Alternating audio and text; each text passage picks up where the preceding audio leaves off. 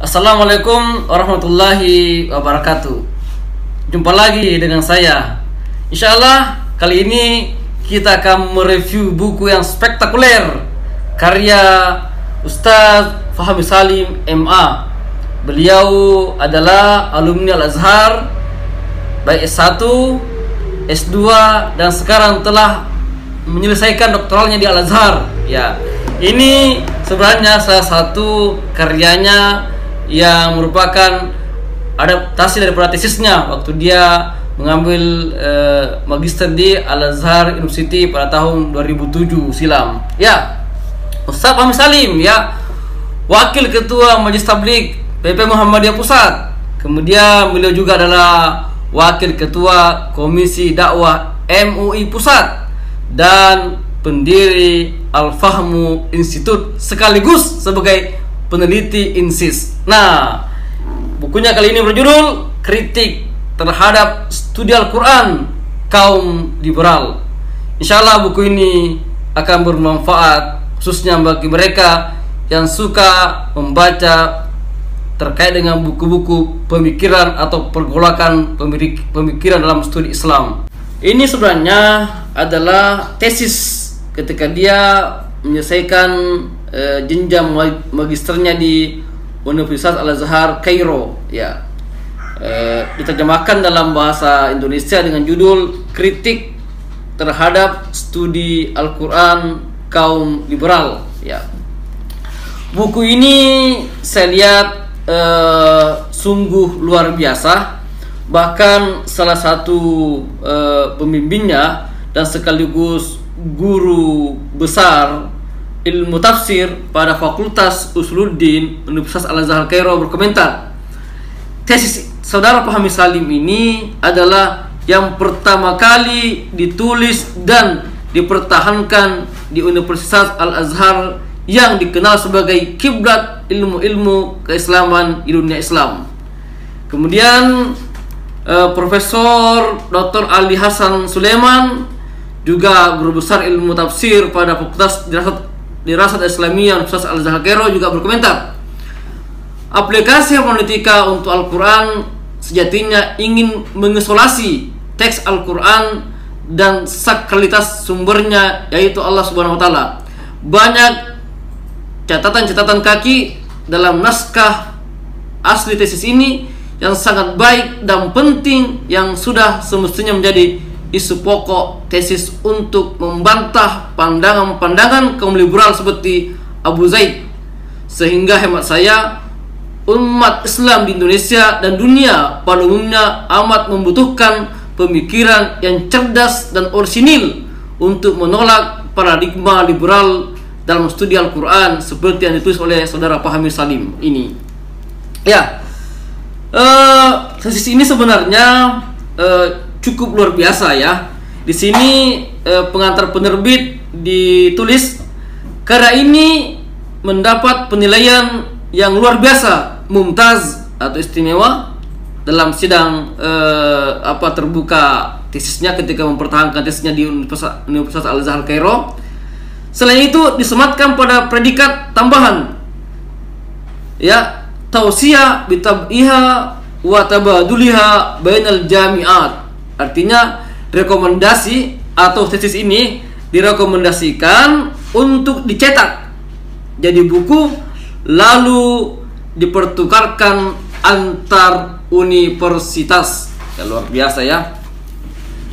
Kemudian dari penulis sendiri dalam kata pengantar penulis, ya, saya kutip yang penting-penting saja, antara lain, ya, dia berkata, buku yang ada di hadapan sidang pembaca ini diangkat dari tesis penulis untuk meraih gelar magister dari Fakultas Usuluddin jurusan tafsir Universitas Al-Azhar Kairo pada tahun 2007 silam. Ya.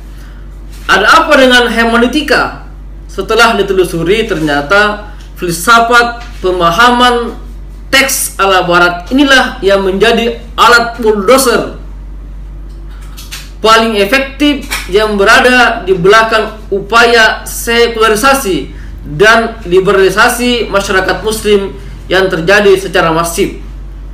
Di tangan para pengasong sekularisme dan liberalisme, metode hermeneutika untuk mengkaji Al-Quran ini ingin menggusur dan mengkooptasi ajaran-ajaran Islam yang baku dan permanen atau sawabit, agar ajaran-ajaran Islam yang baku dan permanen itu cocok dengan pandangan hidup atau view dan nilai-nilai modernitas sekuler Barat yang ingin disematkan atau disampaikan ke tengah-tengah umat Islam. Artinya hermeneutika ini sebagai alat untuk menafsirkan Al-Quran sesungguhnya adalah proyek Barat untuk meliberalkan dan mensekulerkan umat Islam. Artinya kalau liberal dan sekuler kan menggusur peran agama dari ruang publik, ya. Kita lihat apa saja isinya, ya. Kita lihat apa saja isinya ini buku. Kita lihat daftar isinya, ya. Saya perhatikan buku ini, ya, atau tesis ini ada 4 bab, ya, sama dengan umumnya di Indonesia juga. Kalau orang ambil S3 atau S2 cukup 4 bab, ya. Yang pertama atau bab pertama, studi kritis komparatif antara takwil dan hermeneutika. Jadi mengkomparasi atau membandingkan antara tafsir dengan hermeneutika. A. Pengertian takwil dalam tradisi keilmuan Islam, ya. Kemudian B. Konsep hermeneutika dalam tradisi keilmuan Barat, ya. Kemudian C. Kelahiran ilmu tafsir dan perkembangannya dalam peradaban Islam. Bab 2. Sejarah, konsep dan pergulatan pemikiran tentang hermeneutika untuk Al-Quran. A. Akar historis, perkembangan dan aliran-aliran hermeneutika. Kemudian B. Hermeneutika dan kritik Bible. Kemudian C. Hermeneutika dalam studi Al-Quran, ya.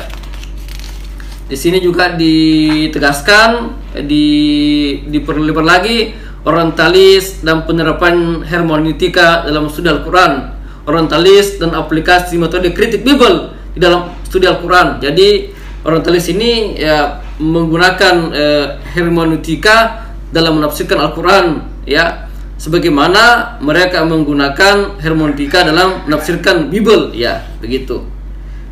Kemudian bab 3, isu-isu hermeneutika Al-Quran, ya. Di sini ada pembahasannya. Bab 3 ini: A. Isu historitas teks Al-Quran. Kemudian ada juga pembahasannya isu kritis historis dan sastra Al-Quran, ya. Termasuk C. Isu dialektika teks dan realitas, ya.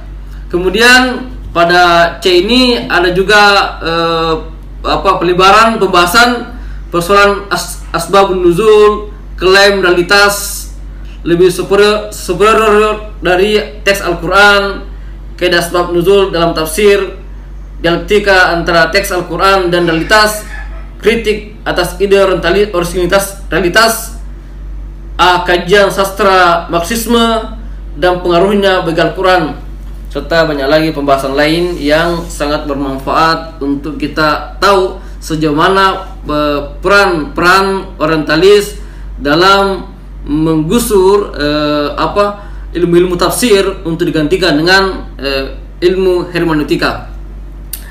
Kemudian pada bab 4 penutup, mengkritisi penggunaan metode riset ilmu-ilmu humaniora Barat sekuler untuk membaca Al-Quran, ya. Pada prinsipnya hermeneutika ini adalah ilmu alat untuk menafsirkan Bible yang kemudian di copy paste, ya, oleh orientalis untuk menafsirkan Al-Quran.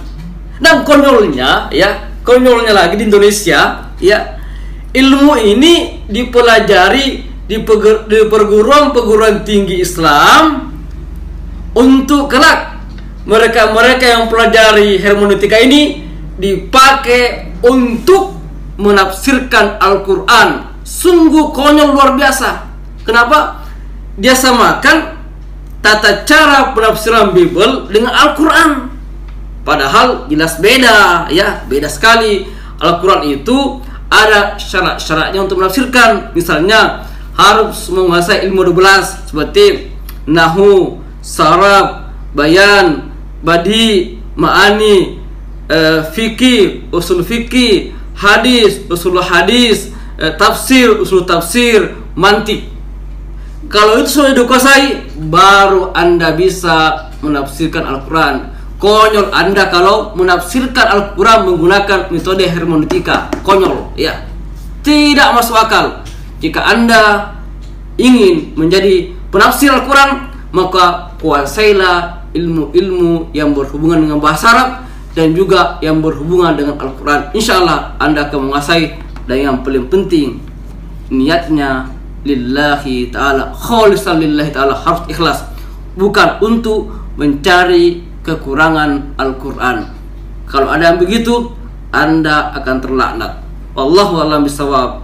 Baca buku ini untuk lebih mendalami bagaimana kritik terhadap studi Al-Quran kaum liberal yang sungguh-sungguh memang liberal dan sekularis ini sangat berbahaya. Wassalamualaikum warahmatullahi wabarakatuh.